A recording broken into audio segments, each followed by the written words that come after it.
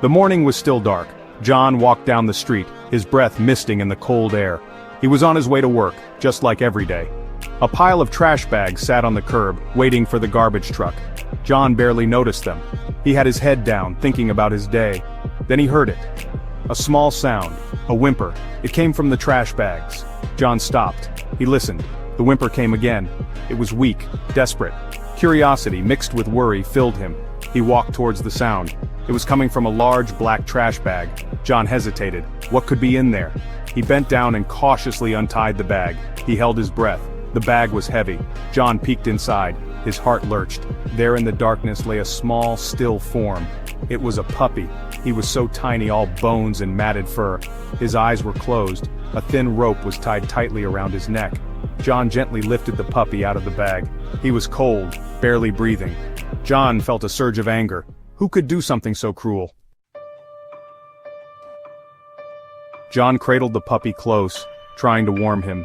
He gently removed the rope from the puppy's neck. It left a raw mark on the fragile skin. John felt a surge of protectiveness for this helpless creature. He hurried back to his apartment, the puppy cradled safely in his arms. The puppy lay still, his breathing shallow. John was scared. He had never taken care of a puppy before. He gently placed the puppy on his bed. He rushed to get a blanket and a bowl of water. He wrapped the puppy in the warmth of the blanket. The puppy didn't move. John dipped his finger in the water and touched it to the puppy's nose. He waited, hoping. Slowly, very slowly, the puppy's tongue came out and licked the water. John sighed with relief. He was alive. The puppy was still very weak. John knew he needed help. He gently lifted the puppy, feeling the delicate bones beneath his skin. The puppy whimpered, a tiny sound that tore at John's heart. He wrapped the puppy securely in the blanket. He rushed out the door, his mind racing. He knew just the place. John drove to the animal clinic, his hands gripping the steering wheel. The puppy lay on the passenger seat, wrapped in the blanket. John kept looking over, checking if he was still breathing. Each shallow breath from the puppy filled him with a mixture of hope and fear. He had to make it in time.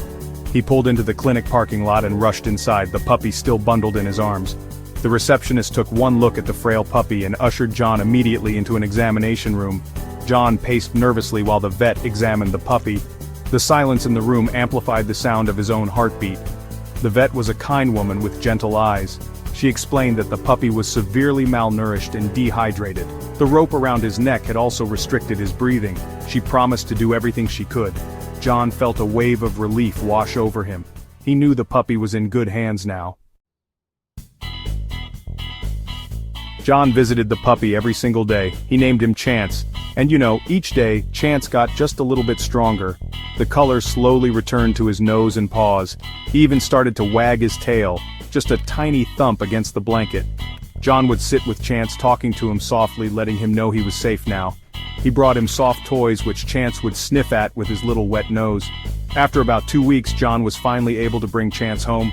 Chance was still thin and a bit wobbly on his feet, but he was a real fighter. He explored his new home with a wagging tail and a curious nose. John bought him a cozy bed and, honestly, lots of toys. He made sure Chance had plenty of fresh water and nutritious food. Chance thrived in John's care. He grew stronger with each passing day. His fur, which was once dull and matted, became shiny and soft. He loved to play fetch in the park, his little legs carrying him faster and faster, and his bark, once just a weak whimper, was now loud and full of life. John watched Chance chase a butterfly in the park, his heart just absolutely full.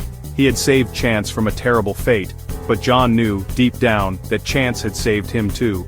Chance had filled his life with a joy he never even knew he was missing. The unconditional love in Chance's big brown eyes reminded him of the simple goodness in the world. Every day with Chance was a gift, a reminder that compassion and kindness could really make a world of difference. Sometimes the smallest creatures could touch our lives in the biggest ways, and sometimes the animals we rescued ended up rescuing us right back.